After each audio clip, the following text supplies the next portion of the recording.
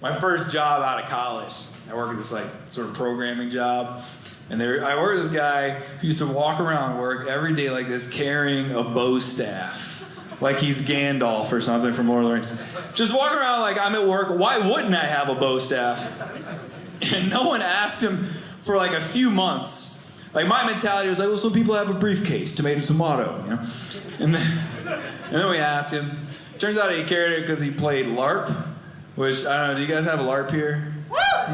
Okay, a few people. If you don't know LARP, it stands for live action role playing. And it's like Dungeons and Dragons or Magic the Gathering, except it's played in the real world, all right? Everyone has their own rules. This guy, Drew, his game was 24 hours a day, 7 days a week. They could attack each other at home, at work. One guy got taken away by gargoyles at his son's soccer game. Okay? Imagine what that does for the child's cognitive development. He's just raised to think that, sometimes gargoyles will strike. This poor kid's just playing he was like 5 years old and he's just like, Dad? And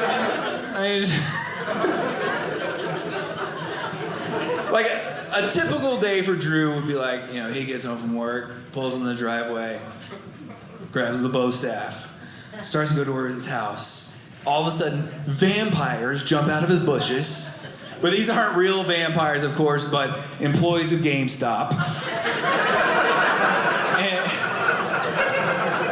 And they jump out and they start attacking him with lightning bolts, which are just bean bags. And they're just going, +5, +5. And he's like, body armor 2, body armor 2. And they just do algebra for like 3 hours. That's what LARP is. It's full contact algebra. So my favorite 2 days with him, one morning, I beat him to the office. He comes up to my desk, still somehow out of breath from the previous night. He's like, Ryan, you are not going to believe what happened to me last night. I was like, yeah, I will not, but tell me. He goes, all right, I was fast asleep. It was 3 a.m. I hear a crash in my living room. I open the door, look down the stairs.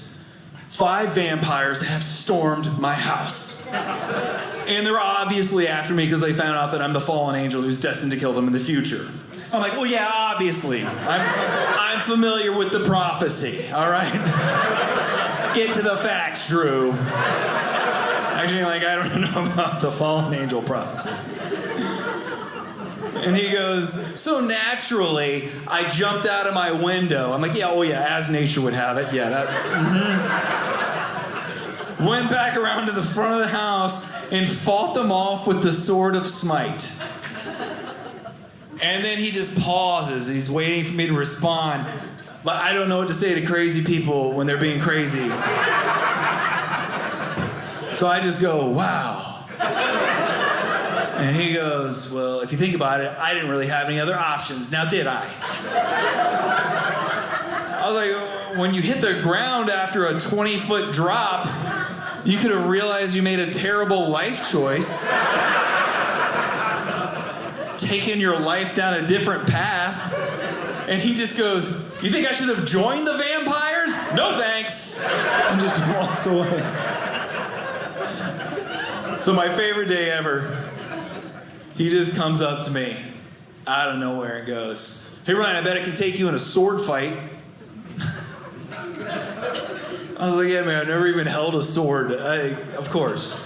I said, unless I had a gun, you would win, And he just goes, even if you had a gun, I would still win because I'm a master swordsman and I can deflect all your bullets with a sword. And I go, did you just say that?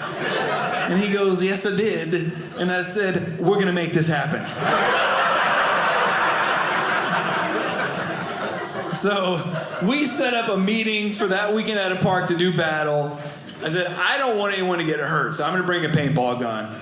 But I was like, fine, Drew, bring a sword. Try to cut me up. I'll even sign a waiver that says if Drew kills me today, it's cool, we had a bet.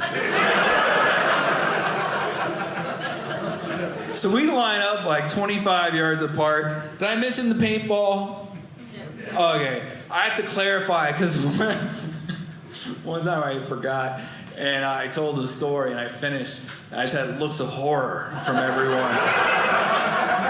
And I stepped off stage, there's another comic there, and I was like, I don't know what happened at the end. And he goes, well, you described brutally murdering a man and then said good night. And I'm like, okay, I can see why it wasn't really a raucous response. So we're like 25 yards apart. My friend Glenn is over here reffing, or whatever you call someone who administers a warlock battle. And he goes, ready, set, go. As soon as he says go, I shoot Drew in the chest like 5 times before he can even move.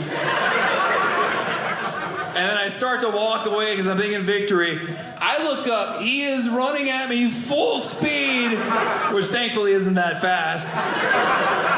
And I was like, what are you doing, Drew? And he goes, they bounced off my force field, which I didn't know we could have because they're not real. So I just go into survival mode and I just start shooting him in the face over and over until eventually he falls from all the paint in his eyes. And then I just went up to him and just kicked him until the sword fell out of his hand. So long story short, now I'm a level 9 sorcerer.